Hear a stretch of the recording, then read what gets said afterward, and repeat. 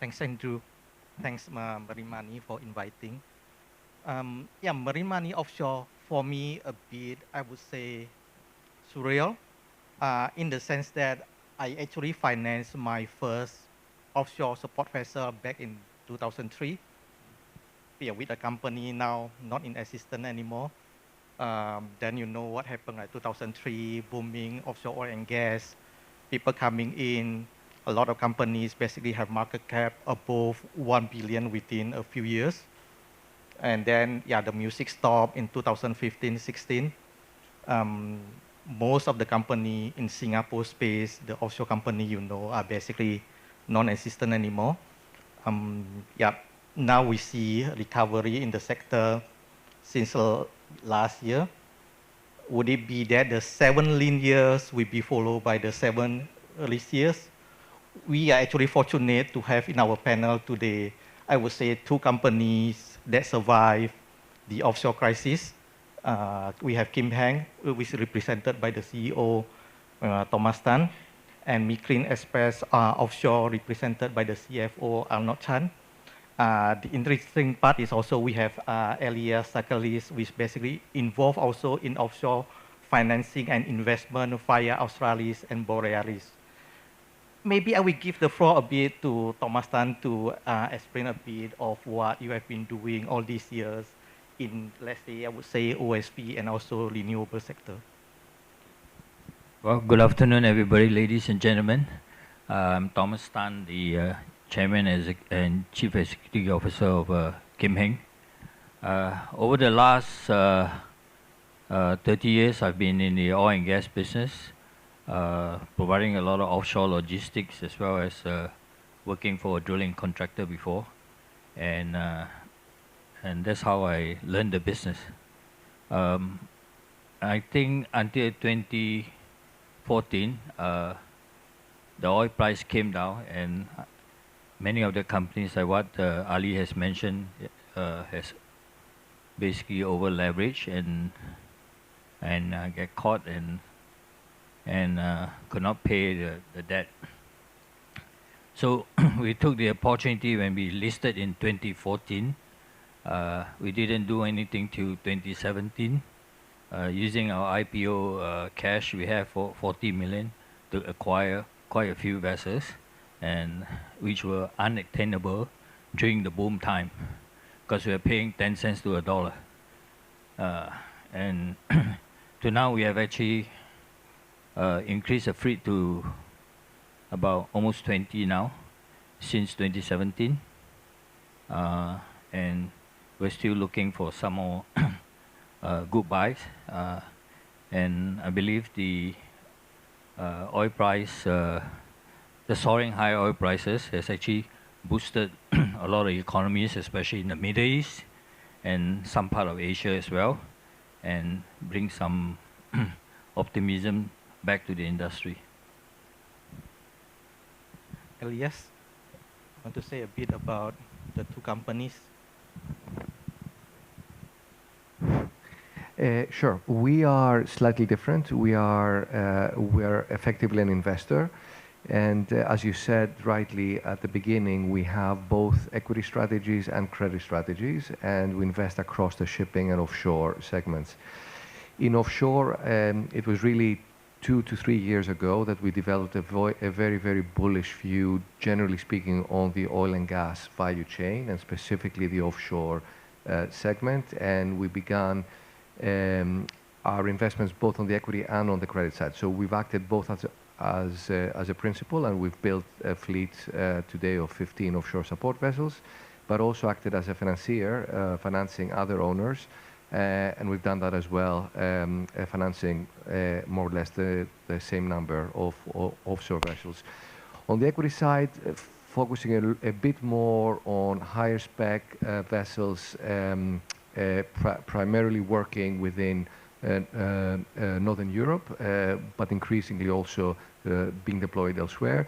On the financing side, much broader, both in terms of asset types, but also of regions. So we've been quite active in Asia, we've been quite active in the Middle East as well as Europe. Thank you. Arnold? Thank you, Pali. and thanks for inviting me to Marine Money. And I think first and foremost, when was the last time that we have Marine Money dedicated for offshore marine? I think that's a good question. MEO has been around for the last 40 years, 4 decades, and we have been supporting energy productions, exploration activities, mainly for the Middle East and APAC region, Asia region, excluding China. We own, manage, and operate a fleet size of 120, a pretty diverse fleet, I must say. We have close to 50% of the fleet in production support vessels, crew boats, and about 35% in OSVs, and the rest are all barges. So in the recent years, we have been pretty active, I would say, engaging the renewable sector, mainly in the offshore wind farm segment in Asia. So this is what we have been very busy over the last 3 years. Thank you. Thomas, you were, I think, in the news last time, few years back, as probably you bought the cheapest ASTS at that time, probably, isn't it? Now asset price has increased, charter rate has also increased. I would say substantially, not in this part of the world probably, but in other regions, we have seen probably rate our price has gone back to 2014 level. Do you see current recovery or level sustain? Do you see further improvement in rate, utilization, and also asset price? Because you know some of the, I would say, investor or company thinks that we have probably reached a kind of ceiling, at least in the short term, and that's why you see that a lot of, I would say a lot, there are several companies are basically selling vessels as well. So it would be interesting to hear your view. Well, I think the business is picking up. As you can see, Middle East recently has increased to what, 70 jackups, and I just got back from Houston just last week in the Gulf of Mexico talking to some customers. Most of the Jew ship there are working, and the numbers are increasing. So I think the soaring oil prices and high commodity prices has actually boosted a lot of drilling activities. In turn, I think will also increase demand and utilization, plus increase of day rates in the near term. Yeah. Thank you. Elias, with the high specs investment in the offshore asset, how do you see the sector also? Do you still believe in the sector at the moment? Is it a good time to invest? We believe so, and we believe so at the end of the day, it's all about supply and demand, and we still see the oil and gas sector as being dislocated in terms of replacement of reserves globally. But more importantly, the reason why we focused on higher spec is also because of the flexibility to deploy these vessels also in the offshore wind sector, which we also see as a structural growth driver for this industry over the next few years. So we saw that as a good risk-adjusted way to express our views about macro in terms of investing in assets that can do both. To answer your original question, yes, we do think, of course, both asset prices and rates have risen, but we need to remember there is no real supply in this sector. There's no real new build order book, and there are pockets of this industry that are already facing severe asset shortages, and so we do believe in it. Yes. Interesting. Arnold, MEO is one of the, I think, a handful of owners that already order vessels. What is your view of the market? I believe because of the new building, you are positive for the market.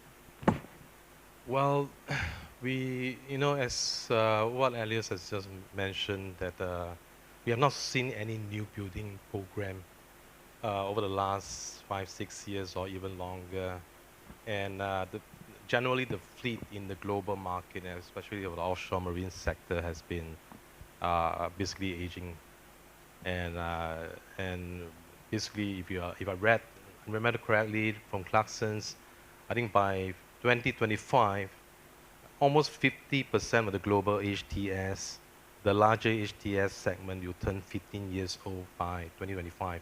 I think that is a telling sign that that the tonnage is indeed in a chronic crunch.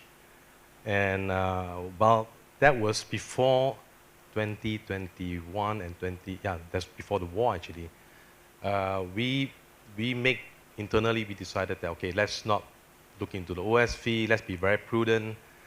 But now the macroeconomics has changed fundamentally a lot, and driven by also the new opportunities presented by the offshore wind farm market. You see that there will be a higher demand that is going to be driven by these two sectors.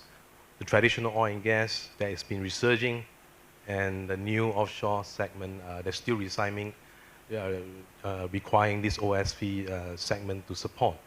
So yeah, we have entered into a new build program that is more focusing on the production support segment, crew boats, because that was surprisingly during the downturn was the segment that was that provide us the steady cash generation, because during boom time or bad times you still need oil production.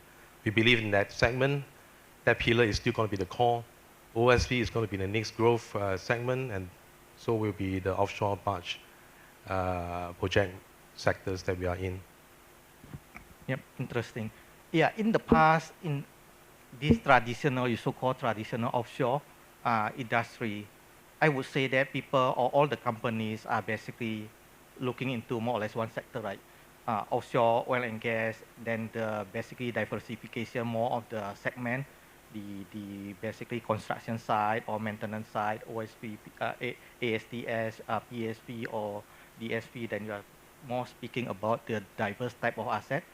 But at the moment, I see that there are also what the so-called offshore renewable or offshore wind farm, right? Do you see these two industries as a complement to each other? Basically, you see opportunity to invest into both sectors, or you see that one is actually better than the other, and yeah, what is the reason behind your thinking and where you want to basically put your investment or your bet basically? Thomas? Well, currently we are still concentrating on our legacy businesses where all the money is. You need all the money to be able to diversify and re-strategize your business, which we had done so in 4 years ago. We went into cable lay wind farm, and we have actually 6 horizontal rigs in Taiwan, which we did almost I think 25 or 30 crossings, pulling the cable for tier 1 contractors as well.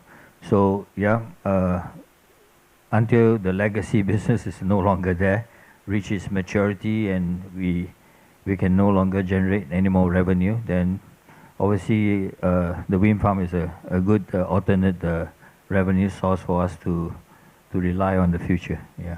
So you are seeing basically offshore oil and gas as your main activity, at least in the medium to short term. Then basically renewable a kind of additional business for you. Yes. Yeah. I mean, you can see Saudi as well. Currently, the soaring oil prices actually boosted their economies, which in turn they have all this surplus, budget surplus to pay their debt, and including investing into future sustainability energy, into solar and hydrogen, green hydrogen as well. So I think the revenue source is very important. Yeah. Okay, thank you. Elias, what is your view? So taking a step back, fundamentally we like segments where obviously demand is outstripping supply, and that's actually the case on both offshore wind and oil and gas today.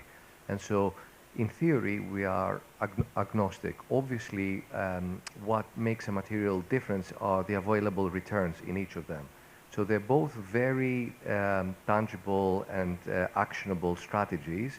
We need to recognize that for a variety of different reasons, we can discuss them, The returns today in renewables generally, offshore wind in particular, are materially lower than what is available in oil and gas. So this is one thing.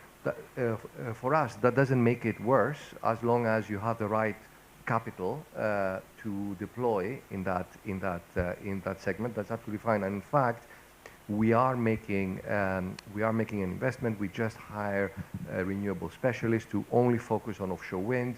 We will be developing this strategy. Now, in practice, going back to what we discussed earlier, we do have today vessels, as an example, very large anchor handlers that can do work on both wind farms and oil and gas fields. And by and large, you know, they can do both. The revenues, generally speaking, are better in oil and gas today, but that's not necessarily going to be the case within a year or 2 years from today. When you look at all the projected ramp-ups of offshore wind, and also, by the way, you know, floating wind is coming, and that's going to require even larger vessels, and the high spec is going to be even in more demand as these wind farms go, you know, further and further offshore. So that's increasingly an opportunity. Yeah, interesting. Because I also noticed that actually capex in the oil and gas last year is close to 500 billion. It's more or less the same with the capex in the renewable industry. So it looks like from capex point of view, yeah, the wind farm also renewable are catching up very fast as well. And also interesting you say about the profitability of the renewable sector. Right? A lot of people, of course, interested with this sector. People are all looking into this sector. You see everybody talking about Taiwan, but actually how many companies are making money from their project in Taiwan? I can tell you it's not a lot, isn't it? Arnold, please say your view.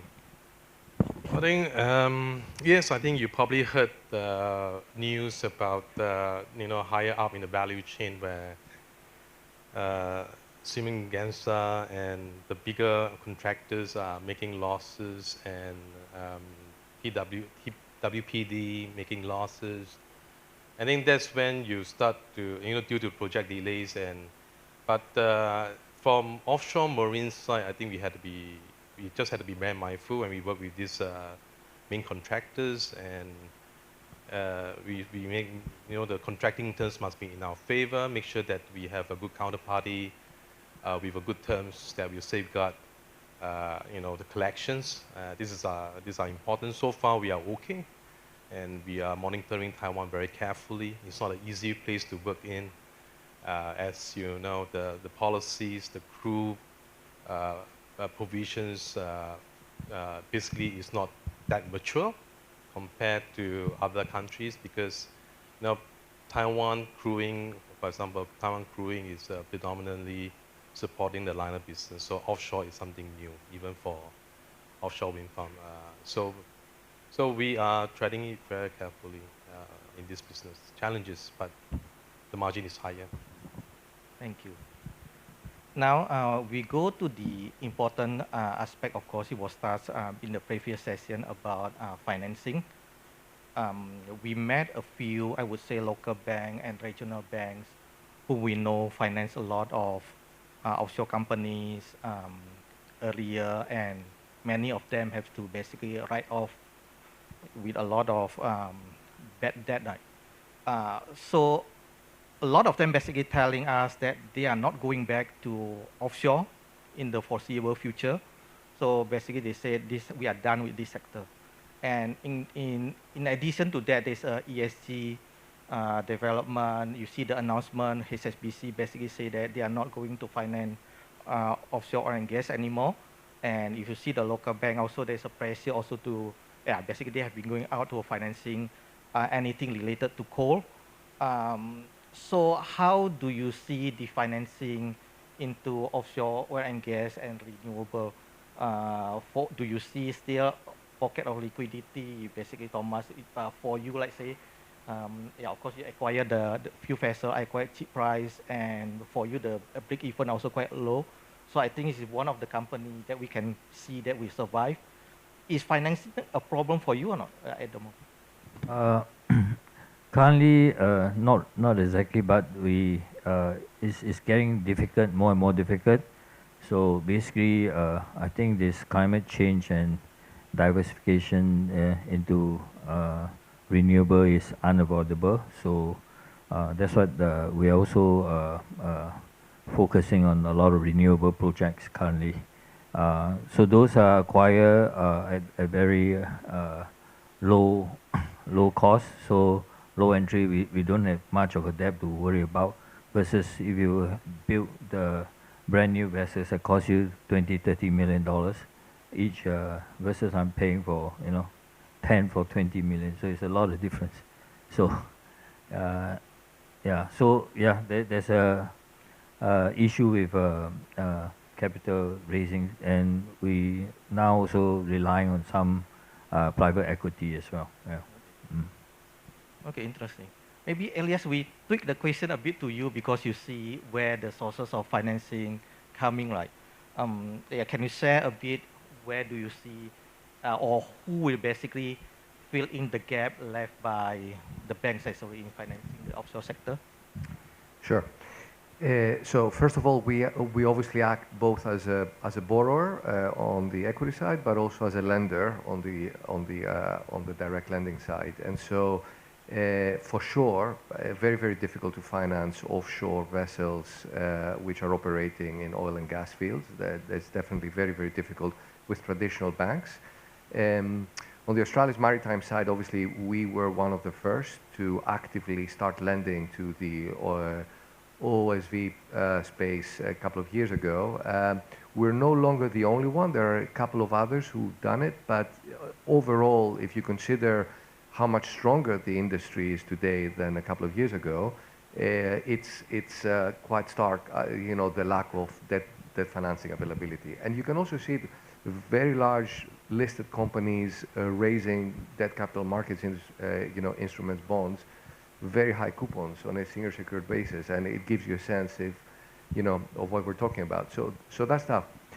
But it's a tale of two cities because you turn your attention to offshore wind and it's the exact opposite, and people are falling over each other to finance. And by the way, that's not just in terms of debt financing, it's also in terms of equity financing. When we raise our institutional capital, of course, you meet a different type of welcome when you're talking about offshore wind or any types of renewable strategy vis-a-vis when you're talking about oil and gas. And so that is also because of that plethora, if you like, of capital sources. That's also why the cost of capital and the target returns are so much lower in that sector. Okay, thank you. Arnold, how do you see this?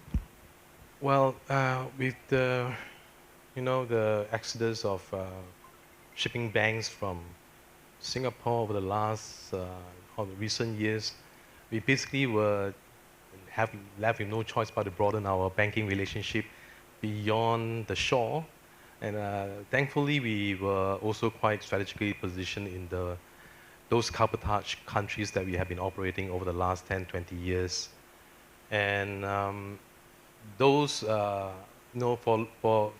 vessels that we are bringing to those regions to operate, we were able to talk to the banks, and we were able to, they were more friendly, and they were more receptive to financing vessels supporting the traditional offshore oil and gas productions. But then again, it has to be on a project basis. So do you look at the vessel project basis? So meaning to say it has to be backed by a long-term contract, a good DCR that shows that the project has that high debt service capability. And if you get the contract with a Class A counterparty with a termination clause that is, there's no termination or convenience clause, that's even more attractive. Banks are more willing to finance. So that's but beyond the shore of Singapore. Yeah. Okay, thank you.